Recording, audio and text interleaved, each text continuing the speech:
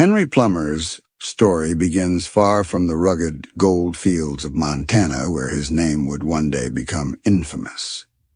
He was born in 1832 in Addison, Maine, a quiet coastal town where the rhythms of life were measured more by the sea than by gunfire.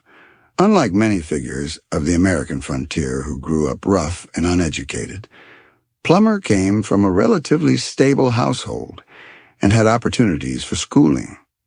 People who knew him as a young man described him as intelligent, articulate, and well-mannered, with a natural charisma that drew others to him. These qualities would later serve him well, not only in winning the trust of townspeople, but also in concealing his darker impulses.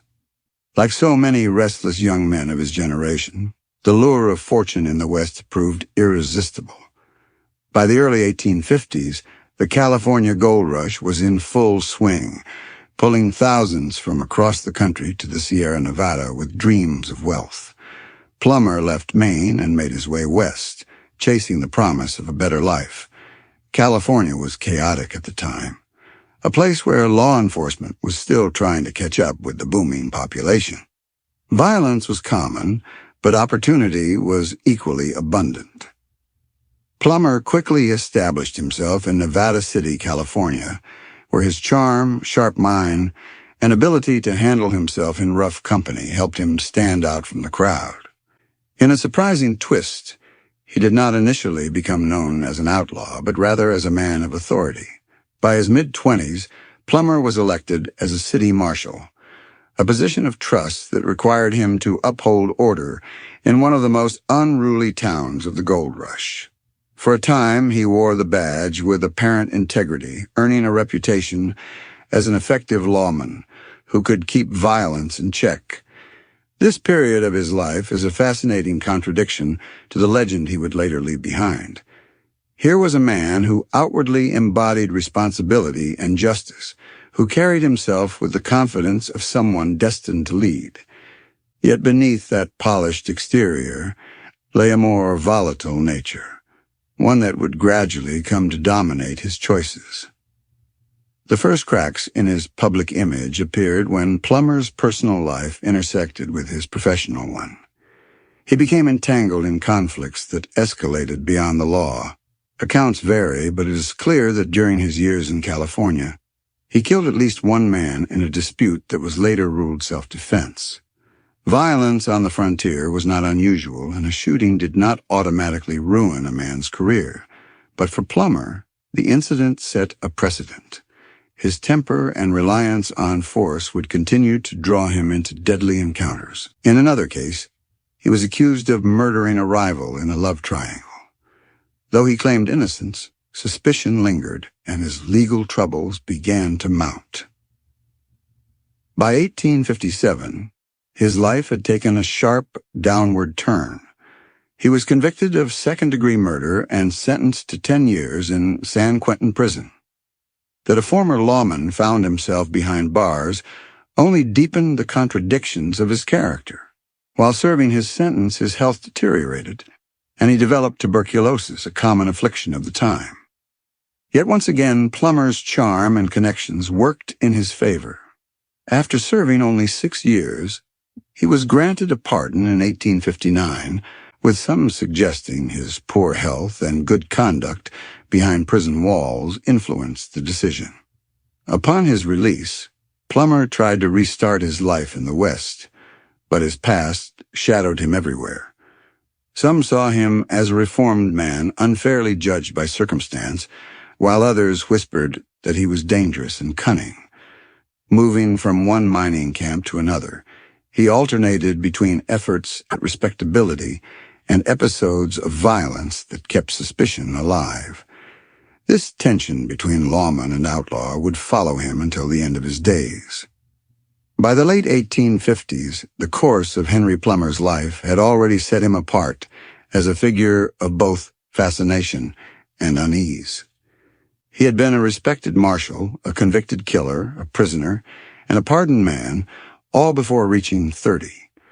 Each step seemed to reinforce a duality in his nature, capable of leading communities toward order, yet equally capable of sowing chaos when passions or ambition took hold. When he eventually drifted toward the frontier settlements of Montana, his reputation preceded him. Those who encountered him were never quite sure whether they were dealing with a man of principle or a man of deceit.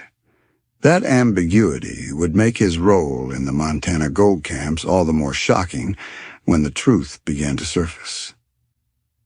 This early chapter in Plummer's life sets the stage for the chilling tale that follows, where a man once trusted with a badge would come to be remembered, not for upholding the law, but for betraying it. When Henry Plummer arrived in the rugged mining camp of Bannock in the early 1860s, he carried with him the air of a man reborn. He was tall, well-spoken, and possessed a certain refinement that set him apart from many of the rough miners and drifters who crowded into the gold-rich valleys of the Montana Territory. By this time, Bannock was little more than a cluster of hastily built cabins, saloons, and supply stores huddled along Grasshopper Creek, but its gold strike had drawn people from every corner of the frontier. With the influx of miners came the inevitable problems: lawlessness, drunken brawls, robberies, and killings. A strong leader, it seemed, was desperately needed. Plummer, with his calm confidence and reputation as an experienced lawman from California, appeared to be the answer. He wasted no time establishing himself as someone who could bring order to the camp. His earlier life, with its blend of law enforcement and brushes with crime, gave him a unique ability to read men, to understand both the workings of justice and the temptations of violence. When the miners organized an election for sheriff in 1863, Plummer's polished demeanor and persuasive speeches carried the day. Here was a man who seemed capable of civilizing the raw and dangerous settlement. Residents were hopeful that he could tame the violence simmering just beneath Bannock's surface. For a brief time, it looked as though they were right. As sheriff, Plummer walked the muddy streets of Bannock with authority. He mediated disputes, enforced order in the saloons, and represented a figure of calm amid the chaos of the gold rush. To newcomers, he projected the image of a responsible and trustworthy leader. He was not a man prone to reckless outbursts. Instead, he approached situations with the patience of someone who understood that appearances mattered in building confidence. To many, he seemed to embody the very qualities the young community needed. Yet behind that careful performance lay a far more complicated reality. Plummer had not come to Montana solely for public service. He was also drawn by the promise of fortune, and fortune in the gold fields often came at the expense of others. According to later accounts, it was during this period that he began cultivating secret alliances with outlaws who haunted the remote roads and mountain passes around Bannock. Stagecoaches loaded with gold dust, merchants carrying supplies, and lone travelers were all easy prey in a region where law was fragile, and the sheriff himself could be both protector and predator. The whispers began quietly at first. A traveler might vanish along a lonely road, his disappearance explained away as the work of some nameless band of highwaymen. Then another robbery would occur, followed by reports of killings. Each incident on its own might have been dismissed as just another hazard of frontier life, but the pattern soon became undeniable. What troubled some residents most was the strange inability of the sheriff to bring the culprits to justice. Time after time, despite his supposed efforts, the gang seemed to slip away unpunished. People began to wonder if perhaps Plummer was less committed to stamping out crime than he let on. It is said that Plummer's dual life was marked by extraordinary cunning. By day he walked the line of duty, calming disputes and reassuring settlers that their safety was his concern. By night, he may have conspired with the very criminals he was expected to hunt. The gang he is alleged to have controlled would come to be known as the Innocents, a name that dripped with irony. Far from being harmless, they were ruthless road agents who specialized in waylaying stagecoaches and executing travelers to ensure no witnesses remained. Some estimates claimed they were responsible for more than 100 murders, though the true number is impossible to confirm. Plummer's role, if the accounts are accurate, was that of both mastermind and shield. He could plan the gang's activities while also deflecting suspicion, using his office to protect them. Arrests rarely stuck, and accusations were often silenced with charm or intimidation.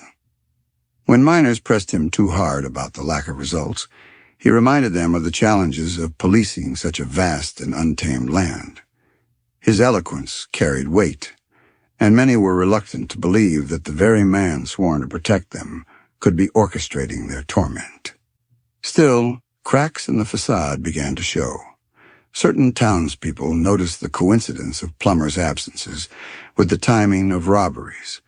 Others observed the connections between him and men of dubious reputation who seemed to move freely through Bannock under his watch. There were also those who recalled his past in California, including the conviction for murder, and wondered if a man with such a history could ever truly be trusted.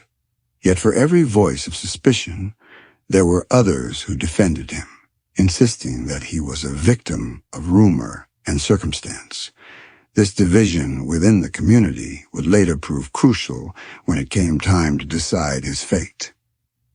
The complexity of Plummer's character cannot be overstated. To some, he was a savior, the sheriff who brought stability to a dangerous mining camp. To others, he was a wolf in sheep's clothing, using the very tools of justice to cloak a deeper criminal enterprise. What is certain is that his presence cast a long shadow over Bannock. Whether he was issuing an official proclamation or exchanging quiet words with known outlaws, he left people uncertain where the line between law and lawlessness truly lay. This duplicity is part of what makes his story so haunting. In the mythos of the Old West, many figures were clearly one thing or another, lawmen or outlaws, heroes or villains. Henry Plummer stood uneasily between these categories, embodying both at once. His election as sheriff gave the miners hope for peace, but his alleged secret leadership of the innocents threatened to destroy that very hope from within. Each robbery, each murder along the trails deepened the unease. It was only a matter of time before the people of Bannock would be forced to reckon with the terrible possibility that the hand of justice and the hand of crime were, in fact, the same hand. The story of Plummer as sheriff is not simply one of corruption. It is also a reflection of the fragile nature of frontier justice. In a land where institutions were weak and violence was constant, individuals held immense power to shape the course of events. Plummer's charisma and authority allowed him to maintain control longer than most criminals could have dreamed. But as the killings mounted and suspicions spread, even his silver tongue and polished manners could not keep the truth hidden forever. It was within this tension, between his outward role as the symbol of order and his alleged secret as the architect of terror, that Henry Plummer sealed his legacy. To the miners of Bannock, their sheriff was no longer a figure of hope but a question mark, a man whose true loyalties were increasingly impossible to pin down. That uncertainty would soon transform into action as ordinary citizens began to take matters into their own hands, convinced that the only way to end the terror was to strike directly at the man they had once chosen to lead them. And so the stage was set for a confrontation that would expose Plummer's double life and forever etch his name into the grim annals of frontier history. By the time Henry Plummer had settled securely into his role as sheriff of Bannock, the shadow of lawlessness loomed ever larger over the Montana gold fields. The camps at Bannock and Virginia City were teeming with fortune-seekers, gamblers, merchants, and drifters, and with them came every variety of vice. Gold shipments by stagecoach and horseback carried small fortunes along lonely trails, and travelers often rode with their entire lives' savings tucked in saddlebags. In such an environment, highway robbery was almost inevitable. But what made the situation so much more disturbing was the growing belief that these crimes were not the random acts of desperate men, but part of an organized network operating with careful coordination. At the heart of this suspicion lay a group that would become infamous as the Innocents. The name, ironically mocking their bloody trade, came from whispers passed among the miners and later formalized by vigilantes who hunted them down.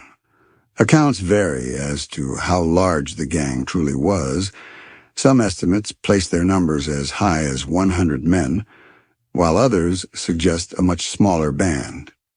What seems certain, however, is that the Innocents were far more than just a loose gathering of robbers.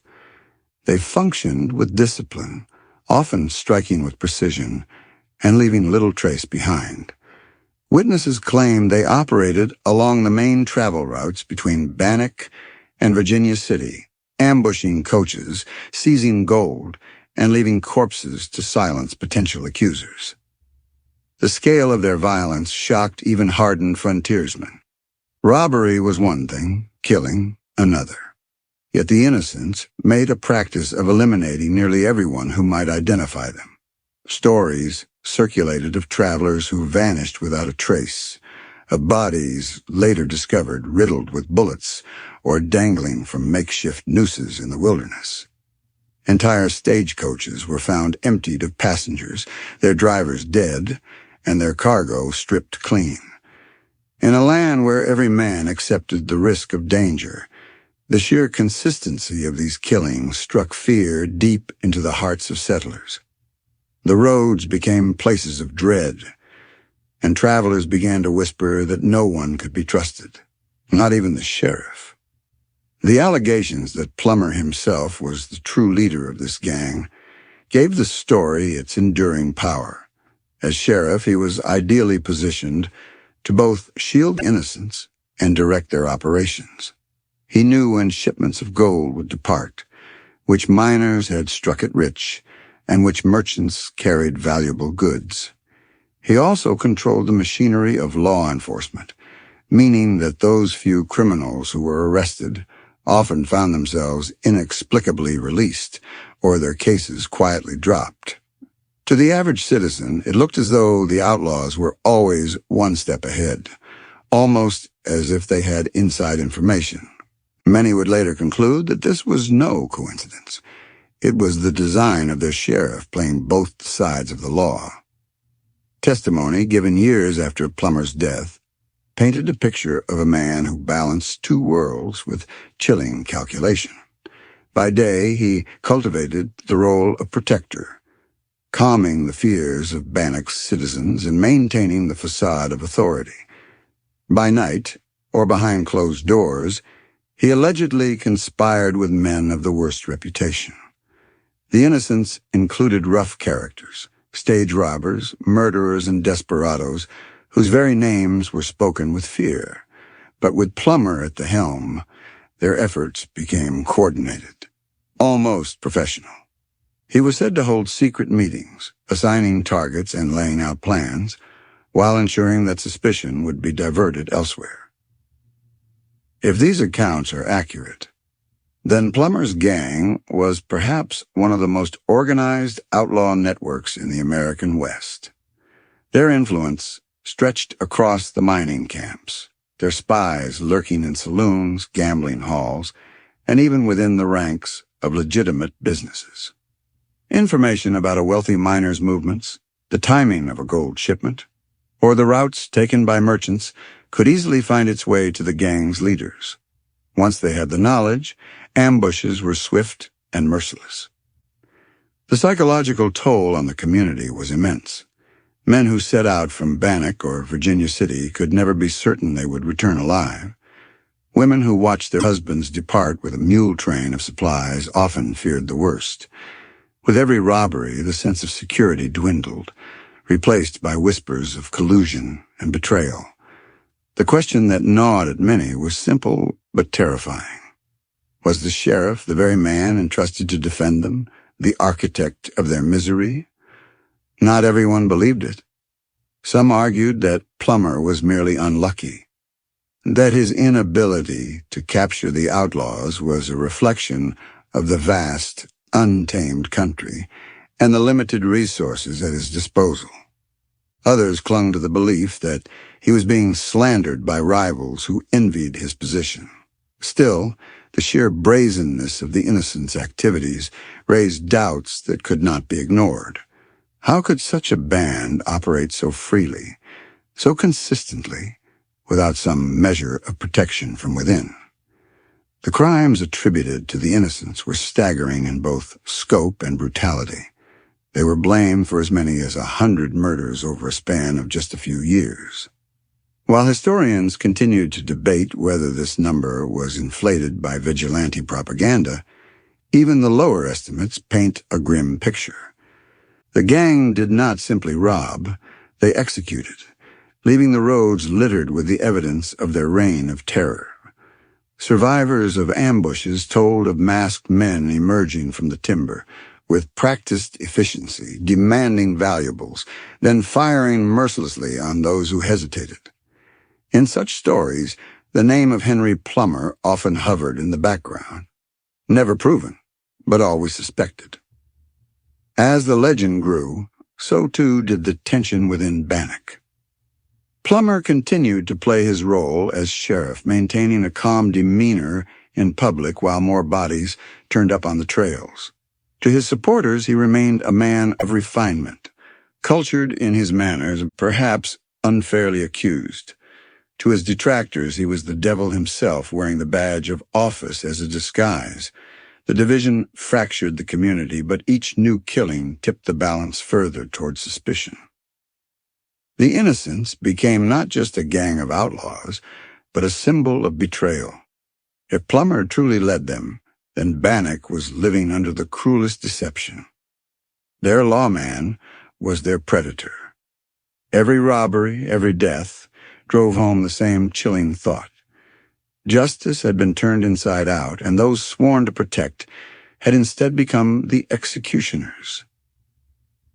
It was this realization, slow to dawn but impossible to ignore, that pushed the miners and settlers toward desperate measures. They began to whisper of forming their own committees, of taking justice into their own hands. The Innocents, with their brazen violence, had shown no mercy.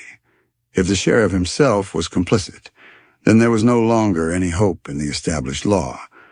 The people of Bannock and Virginia City would soon have to decide whether to continue living under fear or to rise against the man they had once trusted. The story of the Innocents is inseparable from the story of Henry Plummer, and whether one views him as their leader or as a scapegoat, the legacy remains the same. A sheriff who might have been remembered as a builder of order instead became tied to the bloodiest gang of the frontier, forever blurring the line between protector and predator. As the killings and robberies mounted across the trails of Montana territory, the atmosphere in Bannock grew heavy with suspicion and fear. What had begun as scattered incidents of missing travelers and stolen goods slowly hardened into a terrifying pattern. Stories of highway ambushes, stagecoaches left abandoned with their passengers murdered, and miners vanishing without trace spread like wildfire.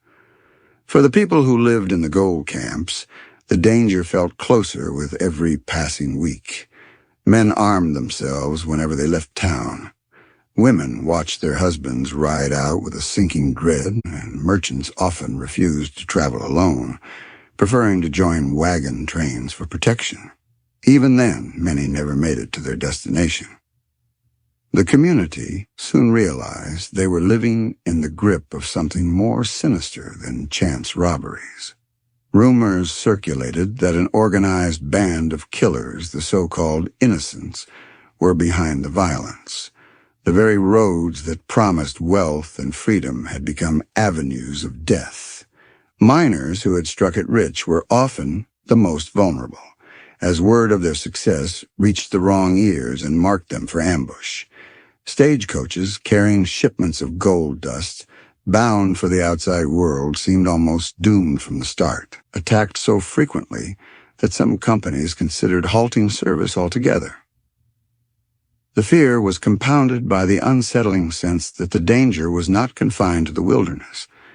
In Bannock itself, known criminals walked the streets openly, gambling in saloons, drinking in public, and even exchanging pleasantries with the sheriff. People noticed that many of these suspicious figures seemed oddly comfortable in town, rarely harassed or arrested, even when their reputations left no doubt of their outlaw ways. Some settlers began to murmur that the protection these men enjoyed could only come from someone high in authority. When they looked around at who held that authority, their eyes often fell on Henry Plummer. At first it was difficult for many to accept the idea. Plummer carried himself with dignity, spoke with eloquence, and had a manner that inspired trust. He had been elected sheriff fairly and was often seen mediating disputes or working to keep public peace in Bannock's rowdy saloons. To accuse such a man of leading a band of murderers seemed outrageous. Yet as more bodies appeared along the trails, the suspicions grew harder to silence. Why was the sheriff unable to capture these outlaws? Why did their attacks seem to align so perfectly with shipments of gold and the movements of wealthy miners? Why did arrests, when they happened, end with suspicious releases? The sense of unease grew into a constant presence. Travelers would depart Bannock with their friends and families, fearing they might never return. Men in town spoke in hushed tones about who could be trusted, and whether even the sheriff himself might be in league with the killers. Each new disappearance deepened the paranoia. The more people talked, the more convinced they became that the innocents were not just outlaws hiding in the hills, but part of the very fabric of the community, perhaps woven into positions of power. Some chilling tales spread among the camps. A miner boasting of his new fortune in the saloon might be found dead the next morning, his pockets turned inside out.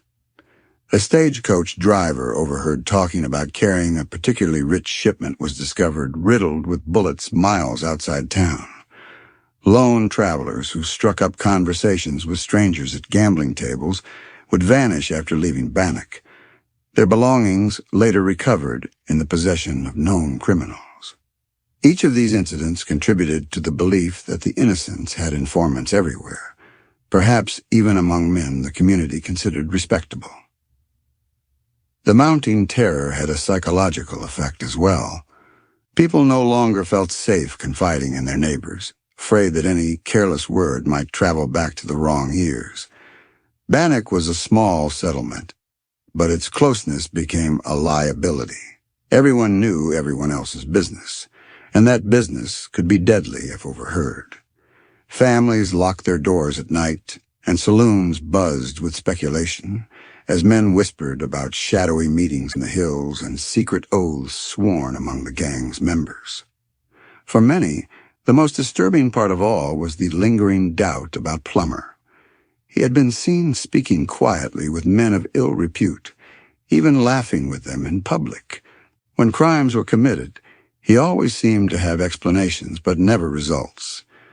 At times, he professed frustration that his deputies and the community would not cooperate fully with him, placing the blame on others rather than his own office. But these excuses began to wear thin.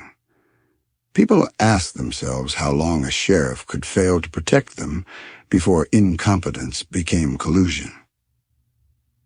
The fear escalated to the point that Bannock began to feel like a town under siege. Commerce slowed as merchants hesitated to risk sending goods along the dangerous roads. Stagecoach companies raised their fares, citing the costs of armed guards, and even then passengers boarded with dread. Some miners chose to bury their gold secretly rather than risk transporting it, knowing full well that the information might leak and draw the attention of the innocents. This constant state of dread changed the mood of the settlement. Bannock, which had once been full of the energy of discovery and the dreams of prosperity, grew tense and suspicious. Instead of celebrating fortunes, miners concealed them. Instead of boasting of success, they kept quiet. Strangers were no longer greeted with enthusiasm, but eyed with mistrust. The promise of Montana's gold was being overshadowed by the fear of the roads and the belief that justice itself was compromised. The tipping point came when ordinary citizens began to feel they could no longer rely on their legal institutions. If the sheriff was complicit, or even if he was simply incapable, then the community was defenseless. The idea that the very man tasked with protecting them might be at the heart of their terror created an unbearable sense of betrayal. Law, it seemed, had been turned inside out. The sheriff's badge, meant to symbolize order, had become a mask for chaos. As the fear deepened, so too did the resolve of the settlers. If the law could not be trusted, then they would have to create their own. It was out of this atmosphere of dread and suspicion that the vigilante movement began to take shape. Men whispered of forming committees, of riding the trails themselves, of doing what the sheriff would not or could not do. For many, it was no longer just about stopping the robberies. It was about reclaiming their community from the shadow of fear that Henry Plummer's Bannock had become. This climate of mistrust and terror set the stage for the dramatic showdown that was about to follow, when the people of Bannock decided they could no longer wait for justice to come from the badge and would instead take it into their own hands. By late 1863, the situation in Bannock and the surrounding mining camps had become unbearable. The killings attributed to the innocents were no longer isolated events whispered about in saloons. They were an epidemic of violence that threatened to strangle the life out of the Montana goldfields. Travelers feared the roads so much that some refused to leave camp, while merchants, stage drivers, and miners carried weapons constantly, certain that they might be ambushed at any turn. The townspeople's faith in Sheriff Henry Plummer had eroded to the point of collapse. For many, it was no longer a matter of debate whether he was incompetent or complicit. What mattered was that he was not protecting them. Out of this desperation, a new force emerged, the Vigilance Committee. Formed in Virginia City and quickly spreading to Bannock, the vigilantes were made up of miners, merchants, and settlers who had lost patience with the official channels of justice. They were ordinary men pushed to extraordinary measures by a climate of fear. Meetings were held in secret, pledges sworn, and plans laid to hunt down the outlaws who had turned the trails into killing grounds. Their motto was simple and uncompromising: do right and fear no man. It reflected their belief that if lawful authority could not provide safety, then they themselves would have to wield the rope and the rifle to restore order. The vigilantes began their work in December 1863, moving with startling decisiveness. They struck first at suspected members of the innocents, capturing and interrogating men who had long been whispered about as road agents. Many confessed under pressure, implicating others and weaving a web of connections that seemed to point higher and higher up the chain. The more the vigilantes uncovered, the clearer it appeared that the sheriff himself was at the center of it all. According to several captured outlaws, Plummer was not just aware of the gang's operations, but was its undisputed leader, directing attacks and sharing in the spoils. The arrests and hangings came swiftly. Men were seized in the night, tried in makeshift proceedings, and strung up from gallows or sturdy tree branches without delay. In some cases, the vigilantes left placards pinned to the bodies, warning other outlaws that Bannock and Virginia City would no longer tolerate their terror. The executions shocked the camps, but they also gave the settlers a sense of power and relief they had not felt in months. For the first time, it seemed possible that the wave of killings might finally come to an end.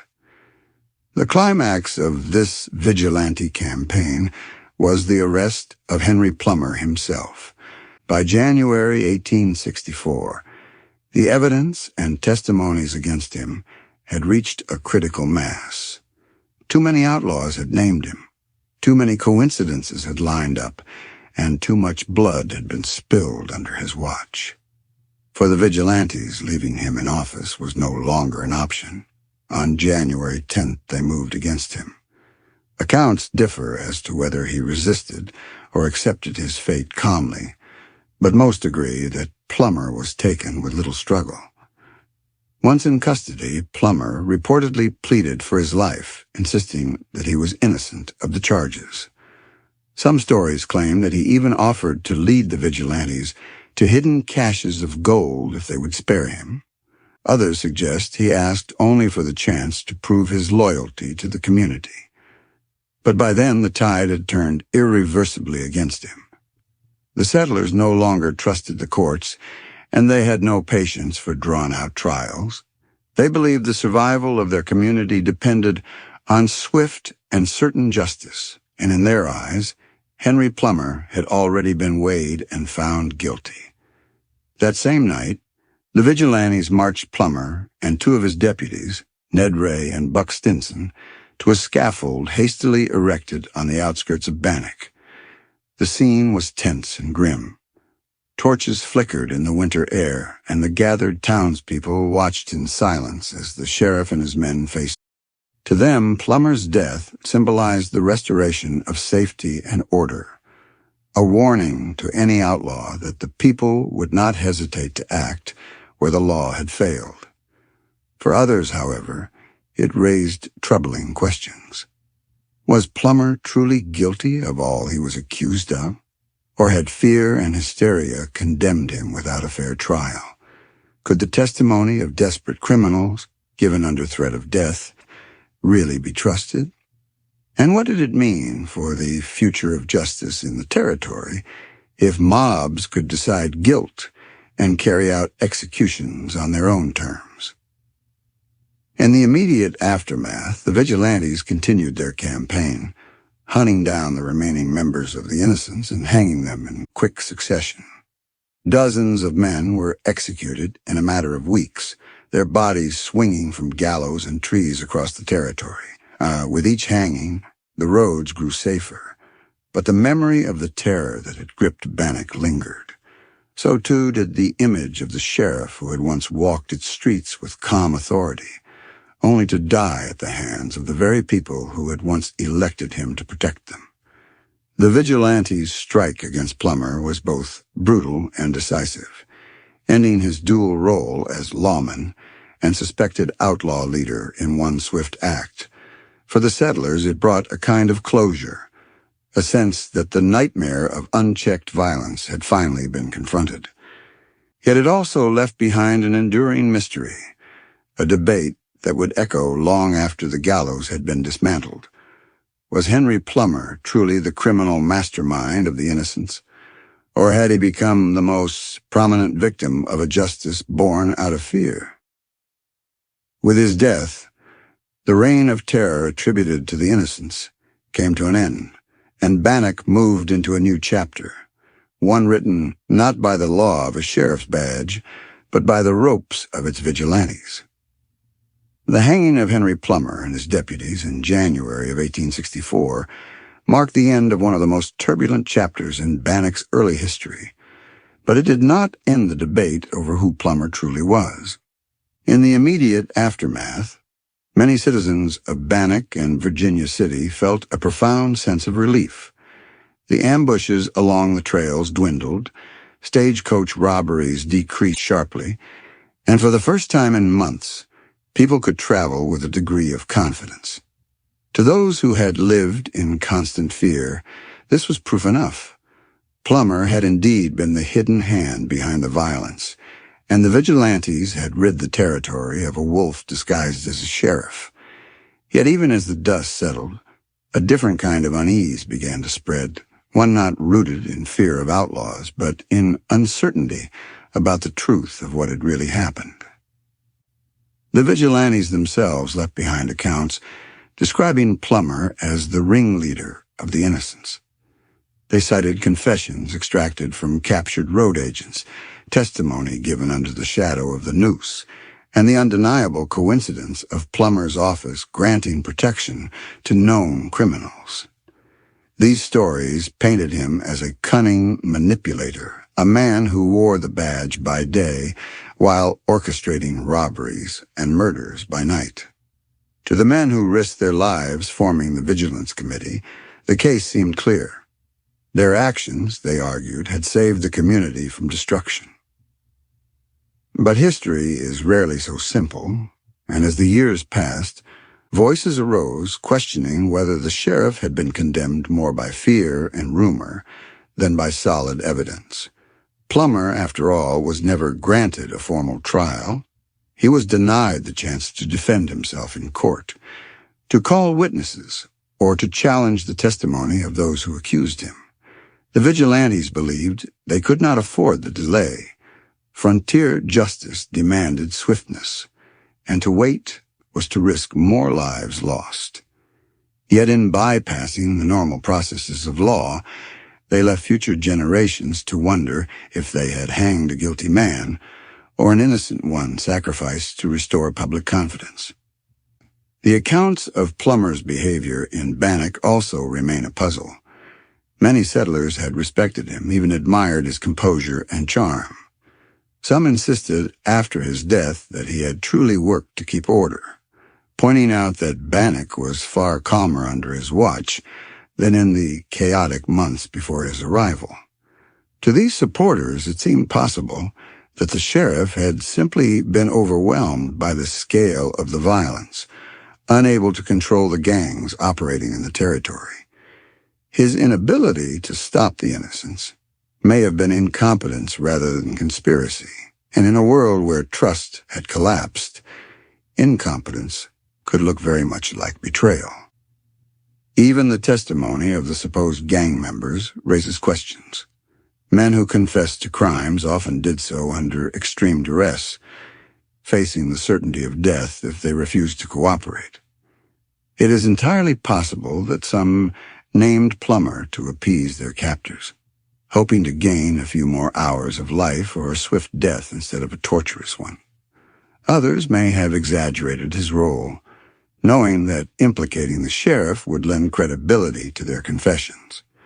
The vigilantes, desperate to confirm their suspicions and justify their actions, may have been all too willing to accept these stories at face value. The debate over Plummer's guilt has persisted for more than a century and a half, dividing historians and storytellers alike. Some see him as one of the most notorious outlaws in Western history, a man whose duplicity allowed him to commit crimes on a scale few others could have achieved. To them, his hanging was an act of poetic justice. The lawman turned criminal, brought down by the very justice he had betrayed. Others, however, view him as a tragic figure, perhaps guilty of poor judgment, but not the monstrous crimes attributed to him. In this interpretation, he was undone by the hysteria of the frontier, a convenient scapegoat for a frightened community that needed a target for its rage. What cannot be denied is the lasting impact of his story. The image of a sheriff secretly leading a band of murderers has burned itself into the mythology of the American West, standing alongside tales of notorious outlaws and legendary lawmen. Whether true or not, it speaks to the deep anxieties of the frontier, where survival depended on trust, and yet trust could be the very thing that got a man killed. Plummer's tale embodies that tension, reminding us that the line between order and chaos was never clear in the mining camps of Montana. In Bannock today, the remnants of the old gold rush town still stand, preserved as a ghost town that whispers stories of its violent past. Tour guides recount the tale of Sheriff Plummer, with the same mixture of awe and doubt that has surrounded his name since 1864. Visitors walk past the gallows where he was hanged, some convinced they are looking at the site of well-earned justice, others wondering if they are standing where a man wrongfully condemned met his fate. The ambiguity is part of the fascination. It ensures that Plummer is remembered not just as a villain or victim, but as a complex figure whose life and death reflect the contradictions of the frontier itself. Perhaps the most haunting aspect of his story is how it blurs the boundaries between heroism and villainy, justice and vengeance. The vigilantes acted out of desperation, believing they were saving their community. Yet by doing so, they also demonstrated the terrifying power of mob justice, where suspicion and fear could take the place of evidence and law.